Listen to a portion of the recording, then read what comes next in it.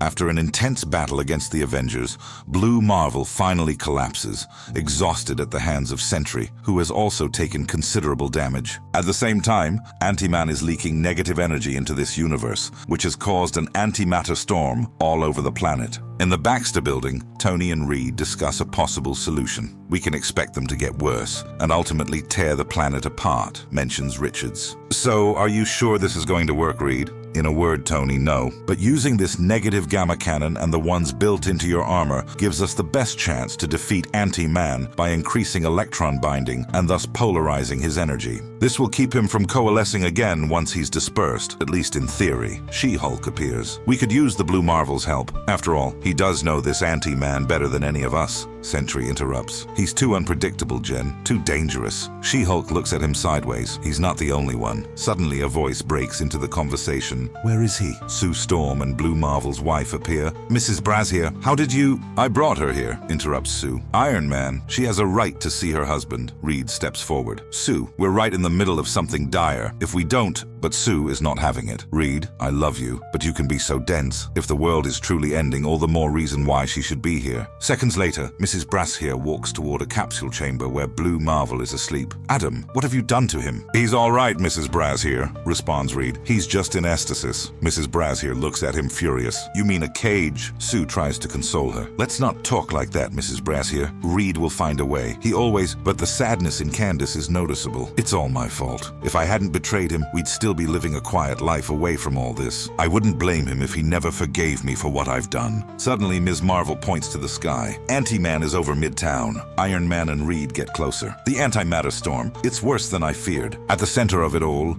is Anti-Man, observing as the storm disintegrates everything in its path. They run like rats, unable to see that I'm doing what's best for all, and blind to the fact that judgment will soon come to pass. As the rest of the Avengers jump into action, trying to control the situation, Mrs. Brazier returns to Adam's capsule. Adam, if only you could hear me. There's so much I want to tell you, so much I have to say. I don't want us to end like this. Suddenly, part of the Baxter building begins to crumble, and in an instant, Blue Marvel wakes up, shattering the capsule. Adam, tries Mrs. Brazier, but Blue Marvel interrupts her. What are you doing here, Candace? I'm your wife. I came to see if you were all right. When you left... Sadly, Blue Marvel ignores her words, lowering his head. Where are the Avengers? They went to fight Connor. They'll never defeat him. Candace steps closer. So that's all you can say to me? Shove me away while you go off to a fight? I'm your wife. I deserve better than that. Adam turns away. No, we don't deserve anything. We play the hand we've been dealt and live with it. And now I have to go. Candace stops him. So that's it, isn't it? You're not really angry at me. You're angry at yourself. Angry because you obeyed a government edict that you knew was wrong from the beginning, but were too passive to do anything about. Adam gets close to her softly. You shouldn't be here, Candace. It's dangerous. Now I don't have the time to... Candace interrupts him, looking straight into his eyes. Why are you trying to push me away when all I've ever tried to do was love you? Adam pauses, thinking as he looks at his wife. You're right. You're not really to blame. You not telling me who you really were just reminded me of my own cowardice. He turns away, unable to face her. Every day I stayed away from being a public hero was hard. It wasn't that I couldn't be the Blue Marvel if I really wanted to. I was afraid. Afraid that too many people would be hurt from possible racial backlash if I appeared openly,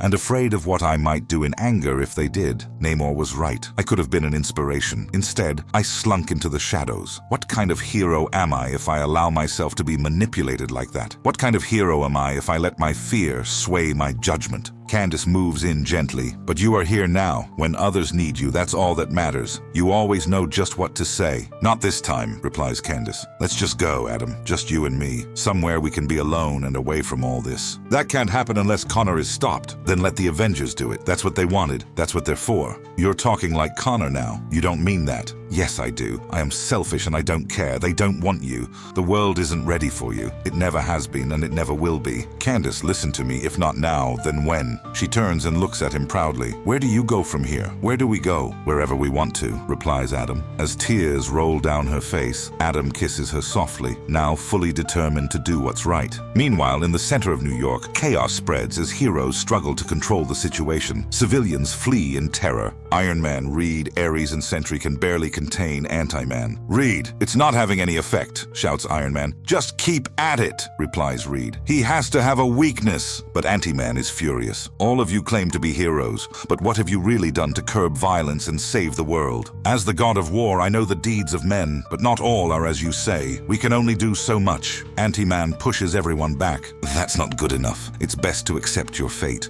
realizing that what I do for the good of man." Suddenly he turns, hearing a familiar voice. "I've heard that before." "Adam!" he snarls, watching Blue Marvel rocket toward him. "I didn't believe it when you said that years ago." And with an incredible punch, Adam sends Anti-Man crashing through several buildings, and I don't believe it now. Blue Marvel then turns to the Avengers. "He won't stay down long, but if you want to take him out, you're going to have to trust me one way or another. And if you don't, then I'm going to stop him myself." Tony, out of options, nods. "Okay, it's your show. All right, Wasp, Yellow Jacket, contain the perimeter and protect the civilians. Reed, I need you to fire that gamma gun in a continuous beam at Anti-Man. Don't let up for an instant. Iron Man, you and Ms. Marvel keep your distance. Fly to opposite poles and fly in circular clockwise and counterclockwise patterns around Anti-Man. Move as fast as you can while hitting him with long-range high-energy plasma bursts. We need to exacerbate his molecular vibration frequency, keep him confused and off balance. She-Hulk, you, Wonder Man,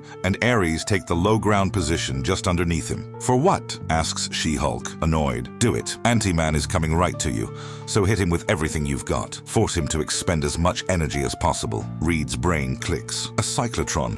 You're trying to create a particle accelerator. A crude one, yes, but no less effective if executed properly. Everyone scatter when I give the signal." "Sentry, you're with me. What are we doing? You ever play football? We're about to blitz." Iron Man and Ms. Marvel start the maneuver, forming a vacuum while attacking from a distance. Blue Marvel and Sentry rush Anti-Man, forcing him back. "Whatever you're trying to do, it won't work, Adam." She-Hulk groans. "Talk about being a fifth wheel." She glances at the fight. Ares disagrees. "Silence. The mortal commands like a warrior born. We shall see battle soon enough." Blue Marvel lands a heavy blow on Anti-Man, knocking his helmet off. "Okay, guys, now." She-Hulk and Ares rush him, striking with everything they have. Adam has already accumulated enough positive energy. "Avengers, get out of there, now!" He unleashes a massive beam of energy at Anti-Man while absorbing his power. Brass here is syncing with him, trying to disperse his energy. "I just hope he knows what he's doing," Reed mutters. At the same time, Candace fights through the fleeing crowd, trying to reach Adam, but the chaos is overwhelming. Suddenly, Anti-Man erupts, blasting energy in all directions. Blue Marvel shields himself. "I told you none of you had the power to stand against me." Suddenly, Mrs. Brass here breaks through the crowd. "Candace, get out of here!" screams Adam as the energy tears through the city. In a single devastating flash, Anti-Man releases a wave of energy straight across New York, obliterating everything in its path, including Adam's wife. Blue Marvel turns, horror flooding his eyes. He rushes to her limp body, lifting her gently. "I'm here, honey, don't move." Mrs. Brass here can barely whisper,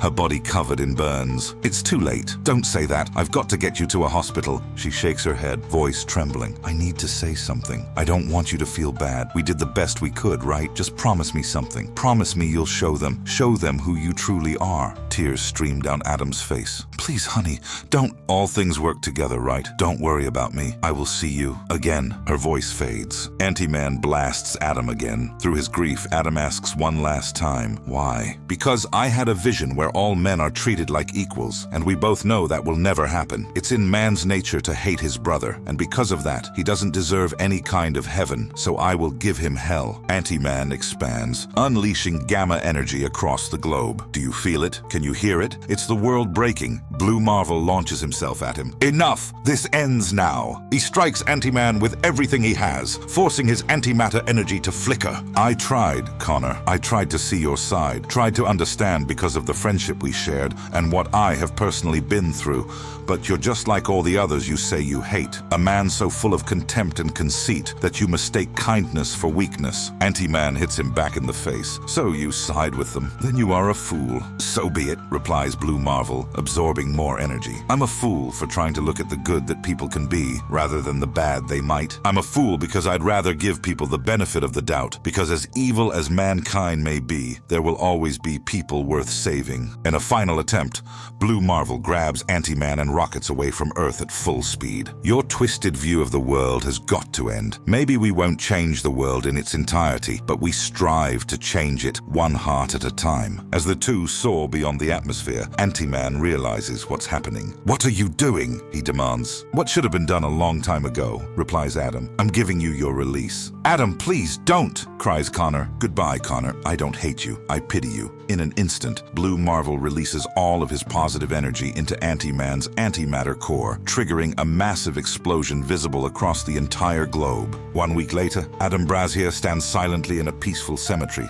A voice approaches from behind. "I wanted to give you some time." Adam turns. It's Tony Stark. "What are you doing here, Stark?" "My children are waiting for me." "Then I won't take much of your time." Tony steps closer. "I just wanted to tell you how sorry I am for your loss. I can't help thinking that if I hadn't sought you out, your wife—" Adam stops him, lowering his gaze toward Candace's grave. "You know, I was angry with her because she deceived me, but when I imagine the kind of guts it must have taken to accept the assignment to spy on me, and then the kind of courage it took to love and marry me at a time when people frowned on who we were and what we represented, I am humbled." "That kind of strength is rare," replies Tony. "In a way, it was no less patriotic than what you did by obeying that executive order." Tony then meets his eyes. "Listen, the way you carried yourself, the way you fought, your scientific acumen, we could always use a man like you in the Avengers." Adam smiles faintly. "Me? An Avenger? I'm honored, but I have a lot of thinking to do before I join the ranks of this modern age of heroes." Hours later, Adam sits alone at home when he notices a package with a letter from his late wife. "My darling Adam, I wanted to give this to you at some point. It was something I've been working on over the years, a little bit at a time so you wouldn't suspect. I know that we have had our difficulties as of late, and I will accept the blame for them. But I want you to know that above all else, you are a very special man to me. A man I respect, honor, and love with everything I have within me. When I think of all the adversities we had to face because of who we are, I thank God for you, and anything we might have to deal with in our lives pales in comparison. But I want you to understand that even though they took away your mask, your face shines bright. They might have taken away your flight, but to me, you rise above the clouds. They might have buried your name, they might have taken away your mask and your cape, but in my eyes, you will always be my hero."